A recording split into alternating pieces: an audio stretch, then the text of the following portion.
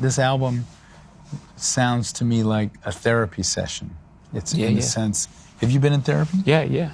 First off, how does Jay-Z find a therapist? Not in the phone book, right? No, dude, great friends of mine, friends of mine who've been through a lot and, come out on the other side as like whole individuals.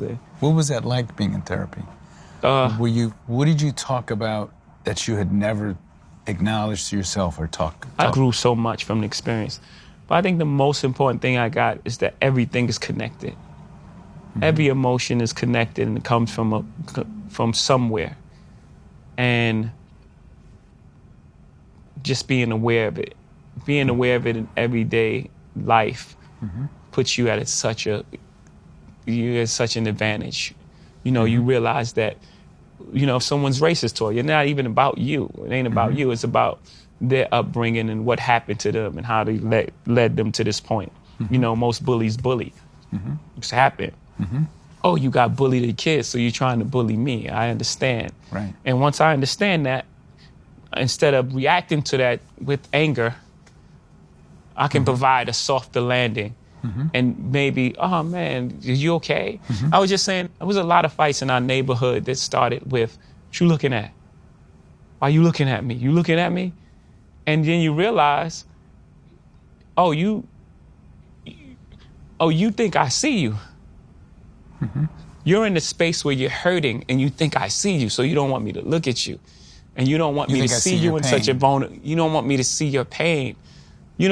So you put on this shell of this tough person that's really willing to fight me and possibly kill me because I looked at you. You know what I'm saying? Knowing that and understanding that changes life completely. Was that a moment that came from therapy? Yeah, just realizing that, oh my goodness, these young men coming from they're just in pain. But you got to survive. So you go into survival mode. And when you go into survival mode, what happened? You shut down. Right. You shut down all emotions. Right. So even with women, you got shut down emotionally, so you can't connect. And then now all things happen from there. Infidelity. You can't connect because you can't connect because of the way you feel about yourself, you mean? Yes. In my case, it's deep. Right. You've bared your soul so much, not only in this album, and I mean, you can sort of see the evolution of a person in your music. Part of me would think, oh my God, I got to talk about my marriage, I got to talk about my mother, I got to talk about my other ancestors. Part of me would think that would make me nuts. Does it make you nuts, or do you feel like the heart of your art and storytelling is to tell the story of your life? That's who I am. And I've done it from the beginning of my career. Two things, one, no one knew the characters, so it wasn't as impactful, and two, it wasn't coming from a place that was as evolved. And it's very difficult. It's hard. It's hard to hear songs back. It's hard to perform songs, but I feel it's the most important work that I've done, and I'm very proud of it. And the effect it is having on people, and even like the studio sessions, we were having 4-hour conversations after playing one song. I learned so much about people that was around me, just my friends. I learned things about them that I didn't know that in 20-year relationship just from this one song. So I knew it would have that sort of impact beyond myself. It's my responsibility as an artist to go to these places. Did your wife's own confessional album, which came out first, make it so that you had to be even extra confessional? I mean, in other words, it would have been hard after her album, which talked frankly about you guys to have an album to come out that would be about some frivolous anything. Yes. It actually started out, we were working on material together, and it became Lemonade. Yeah. She went off and did her thing, and it was like, it just felt like she should go first, and she should share her truths with the world. So it wasn't based on I have to say something because of this album. It wasn't even like that. It's just really honest. But you probably couldn't have gotten away with, okay, you do the album wife that talks about our pain. I'm going to go do an album that talks about, my love of art. You never know. Right. I think it turned out for the best. Mm-hmm. I think, but you just never know because people like to be entertained. Again, back to our president. Mm-hmm. You know what I'm saying? Like you would think, man, after the composed manner at which Obama stood at that podium, the dignity he brought to that place, that this couldn't exist, but it does.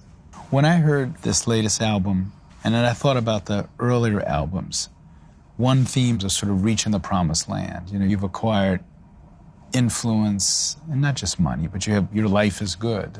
And then when you listen to the newest album, you're thinking, he must have been in a lot of pain when life was good. Absolutely. Is that true? Yeah, I did listen to a song called Song Cry.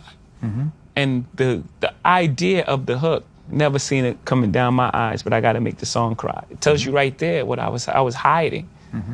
And the strongest thing a man can do is cry. Mm-hmm. To expose your feelings, to be vulnerable in front of the world. That's real strength. Mm-hmm. You feel like you got to be this guarded person. That's not real. Mm-hmm. It's fake. Mm-hmm. Does that mean you were unhappy during that period and didn't have a handle on it, or what? Well, you compartmentalize, right? So you can be inside your body and be happy, but at the core of it, something else is going on. Right. As a, parent, I thought one of the most painful scene or line or whatever in the album was when you are talking about having almost lost your marriage, and you talk about what it would have been like to watch another man play football with your kid. I thought that is like, given that you have talked so much about your life and your music, are there things that you put a wall around? I'm not going to talk about that. You've talked about the pain of growing up, where you grew up, how you grew up, your father leaving early, the pain of your marriage, being in therapy. Are there things you say, I'm not going there? Yeah, and it mostly involves other people, because when other people are involved, you have to also, you may be ready to expose these things. And there's certain parts of, it's also other people's truth as well. Mm-hmm. A perfect example is my mom. Yeah, I was going to ask you about, and when did I didn't have permission to do that song first. So just like we had a beautiful conversation. When did you realize your mother was gay? Really early on. When as a little kid? No. Let's say call it teenage years. And so you realized it and talked to her about it? What was that? We never spoke about it. It just exists. It was there. Everyone knew. Gotcha. But we never spoke about it until, recently. Now we start having these beautiful conversations and just really getting to know each other. Mm-hmm. We were always good friends, but now we're really great friends, And we were just talking as friends, and then she was sharing that she was in love. Mm-hmm. And I guess there's years of feeling for her and feeling like she's free. She can be herself. She doesn't have to hide for her kids or be feeling she's embarrassing her kids. It was a much different time then. Don't just think about... Yeah, of course. You know what I mean? Yes. She could just live her full life, her whole life, and be her. Will this get harder over time? As a young man, and your music was the way a lot of young rappers are. It's the violent life. Mm-hmm. If that's chapter 1 of the autobiography, chapter 2 of the autobiography, I'm oversimplifying this, is now I'm really rich, I have a lot of stuff, let me tell you how cool that is. And then chapter 3 of the autobiography is, oh my God, I'm run myself into the ground. What's chapter 3 is, oh my goodness, the most beautiful things are not these objects. The most beautiful things are inside. The most beautiful things are the friendships I have really golden friendships that, most people don't have. You can have all the watches and paintings in the world. You don't have a friend friends like I have. Mm-hmm. The friendships I've acquired and the compassion and the person I've become. That's what this chapter is. Mm-hmm. And the conversations with my mom. Those are the real enriching experiences. Will you have the same adventures in your life? Will you have the same stuff to write about? Or maybe you don't know. I think that rap in particular is a young man's sport, that I'll move out of that white hot space. But rap is about the gift of discovery. To be the cool person in school, you have to know the newest music, the newest dance move, have the newest clothing on. Mm-hmm. So rap is based on that, what's new. what do you, I know you know Jay-Z is good, but do you know this song right here that only 4 people heard it? Right. You know what I'm saying? And then they bring that person into the masses of pop culture, and then you have a window before saying that you are the one is no longer cool. And then you have to move past that, and you have to find a way to exist. The white hot space is when it's fresh and new, and it's like, this is the hottest song ever. Right. I mean, I pushed the window like... You think you're still in that space? Oh, I stood in that window a really long time. Are you still in there? But still, no. I don't think people are looking to me as like the thing. Is that hard to deal with, or did you feel like, I'm okay with that because I've moved on? No. You don't want to be. Because at the end of the day, we're going to find out it's not about the white hot space, but it's about finding the truth.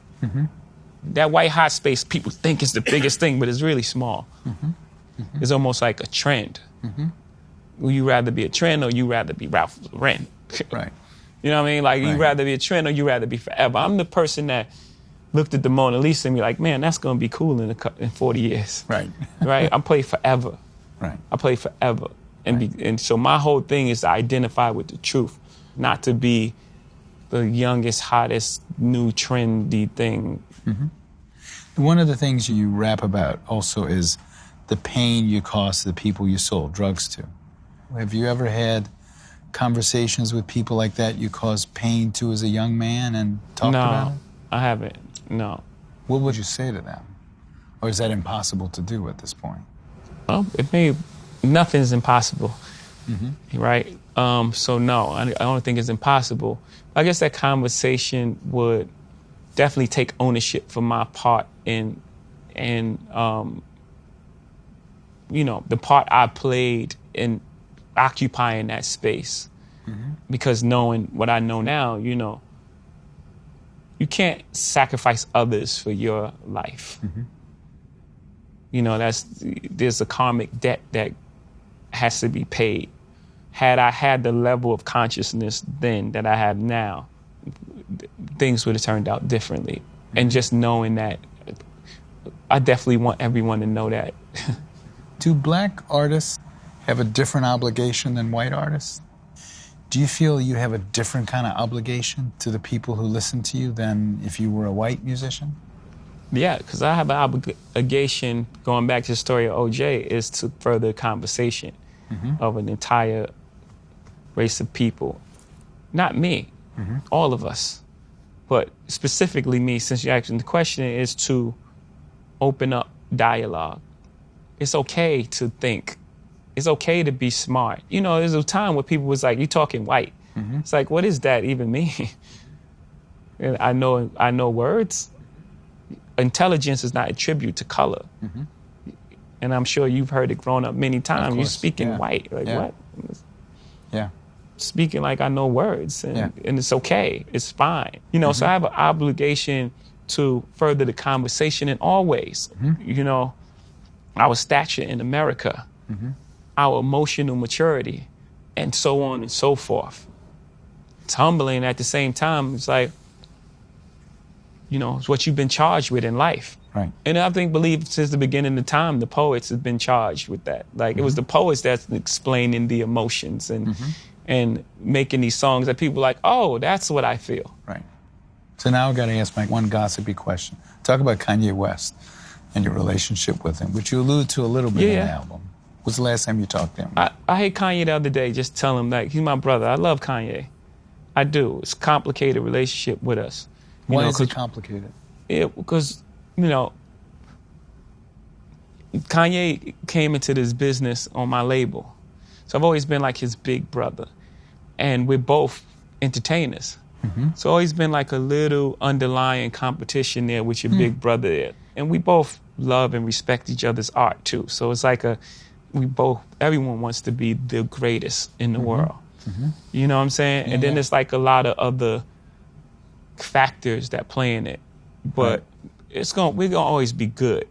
You know, even if we don't. There's tension now, right? Is there tension still? Yeah. But that happens. In a long relationship, you know, hopefully when we're 89, we look at this 6 months or whatever time, and we laugh at that You know what I'm saying? There's Yeah. going to be complications in the Yeah. relationship that we have to get through. And the only way Yeah. to get through that is we sit down and have a dialogue and say, these are the things that I'm uncomfortable with. These are the Right. things that are unacceptable to me. This is what I feel. I'm sure he feels that I've done things to him as well. You know what I'm saying? I'm not a perfect human being by no stretch, you know. Is he as evolved as you? You sound like a... He's you know, you highly sound like- evolved. No, I think he started out in a more compassionate position than me. You know what I'm saying? I don't know if he's had the level of... I mean, I had to survive by my instincts. I'm here because I grew up a different way. And I got out of that. Right. My first album came out when I was 26, so I was already a different artist. Right. You know, a lot of people, album come out, they're 17, 18. So their subject matter is that of a 17 or 18-year-old. Unless you're Nas and you like well-read and like I think his mom was a teacher or something. Like he was way more advanced for the album that he wrote. So I just grew up a different way. But she's a very compassionate person. And a lot of times you get in trouble trying to help others, you know. So I can identify with it. It's just that there's certain things that happen that it's not really acceptable to me. And we just need to speak about it. And it's just like, however the relationship evolves, but there's genuine love there.